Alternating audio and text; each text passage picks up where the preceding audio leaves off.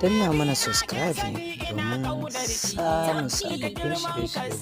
Danna mana ƙararrawa sunan YouTube channel Ɗan Fara Borno Hausa TV saboda ai mana subscribing ka samu abinda duk wani abu da sabo muka ɗaura za ku same shi a yanda kuke so.